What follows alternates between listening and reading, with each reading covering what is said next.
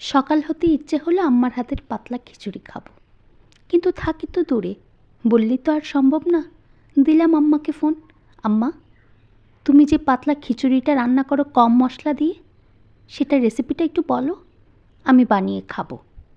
আম্মা বলল, এই তো খুব সহজ, চাল আর কয়েক ধরনের ডাল মিশিয়ে বসিয়ে দিবি, সাথে দিবি লবণ এবং পেঁয়াজ রসুন কুচি, ও কয়েকটা কাঁচামরিচও দিয়ে দিবি, তাহলে সাথে সাথে সিদ্ধ হয়ে যাবে।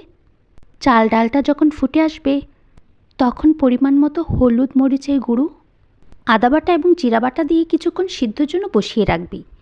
আমি তাই করলাম। পাতলা খিচুড়ির সাথে ডিম ভাজা এবং বেগুন ভাজা হলে মন্দ হয় না।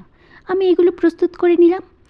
এই যে দেখছেন বেগুনে পোকা, এই বেগুনটা কিন্তু খুবই ভালো, কারণ যে সবজিতে পোকা থাকে সেই সবজিতে কীটনাশক কম থাকে।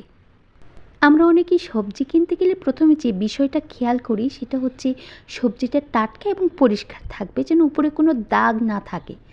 কিন্তু যে সবজি খেতে উৎপাদন হয় সেই সবজিতে দাগ থাকবে, পোকামাকড় থাকবে, সেটাই তো স্বাভাবিক। এদিকে আমি ডিমগুলো ফাটিয়ে নিচ্ছি।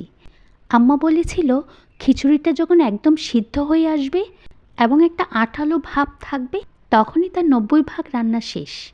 এখন তেল গরম করে তাতে পেঁয়াজ এবং রসুন দিয়ে বাদামি একটা বাগার দিলেই তৈরি হয়ে গেল আমার মায়ের হাতে পাতলা খিচুড়ি।